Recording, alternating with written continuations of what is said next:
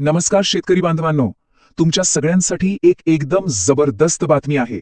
भाऊसाहेब फुंडकर फळबाग लागवड योजनेबद्दल एक मोठी म्हणजे खूप मोठी अपडेट आली आहे.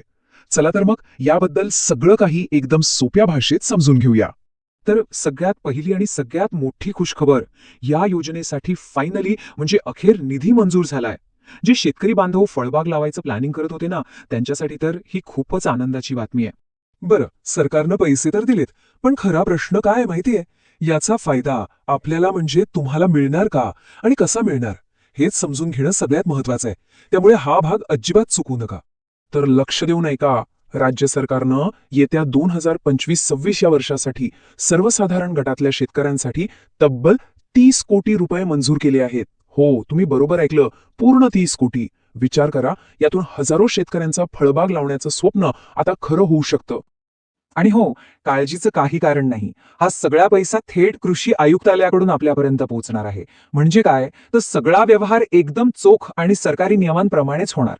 ओके, तर आता पुढचा आणि सगळ्यात महत्वाचा प्रश्न, की ही योजना नक्की आहे तरी कोणासाठी, म्हणजे आपण यात बसतो की नाही? अनेकांच्या मनात हा गोंधळ असतो. चला, आज तो एकदाचा दूरच करूया. हे बघा, गोष्ट अगदी सोपी आहे.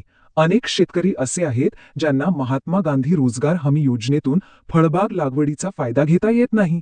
जर तुम्ही त्यापैकी एक असाल, तर मग कान देऊन ऐका. ही भाऊसाहेब फुंडकर योजना खास तुमच्यासाठीच बनवली आहे. तुमच्यासाठी ही एक सुवर्ण संधी आहे, हे पक्क लक्षात ठेवा. आतापर्यंत आपण 30 कोटींबद्दल बोलत होतो, पण थांबा, पिक्चर अभी बाकी है. आकडा यापेक्षाही खूप मोठा आहे. चला बघूया, सरकार या योजनेवर एकूण किती पैसे लावणार आहे आणि महत्वाचं म्हणजे ते पैसे वापरले कसे जाणार आहेत. तर या पूर्ण योजनेसाठी सरकारनं तब्बल 104.50 कोटी रुपये मंजूर केलेत. म्हणजे जवळपास 104.5 कोटी. केवढा मोठा आकडा आहे हा. यावरूनच कळतं की सरकार या योजनेला किती गांभीर्यानं घेते. आता हे पैसे कसे खर्च होणार याचं प्राधान्य नीट समजून घ्या. सगळ्यात पहिलं काम काय होणार, तर 2023-24 आणि 2024-25 मध्ये ज्यांचे पैसे बाकी आहेत ते दिले जातील. आणि हे सगळं झाल्यावर जो निधी उरेल तो 2025-26च्या नवीन अर्जांसाठी वापरला जाईल. एकदम सरळ हिशोब आहे. चला, आता बोलूया आपल्या कामाच्या गोष्टीबद्दल. सगळ्यात महत्वाचा मुद्दा. या सगळ्याचा आपल्याला म्हणजे शेतकऱ्याला डायरेक्ट फायदा काय?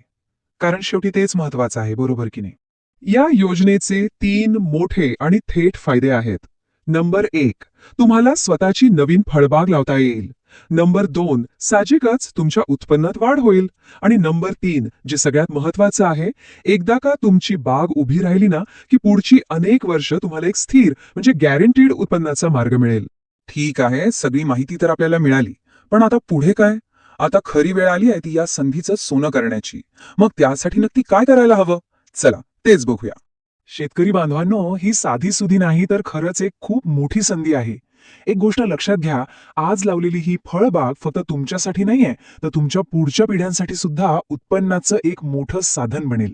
त्यामुळे ही संधी अजिबात म्हणजे अजिबात सोडू नका. तर मग आता करायचंय काय? तर एकच काम करायचंय. जास्त विचार न करता, अजिबात वेळ न घालवता लगेच तुमच्या जवळच्या कृषी कार्यालयात जा आणि संपर्क साधा.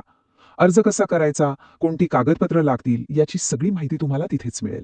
एक गोष्ट नेहमी लक्षात ठेवा, योग्य वेळी उचललेला एक छोटासा पाऊल सुद्धा आपलं पूर्ण नशीब बदलू शकतं. त्यामुळे आता वाट बघू नका.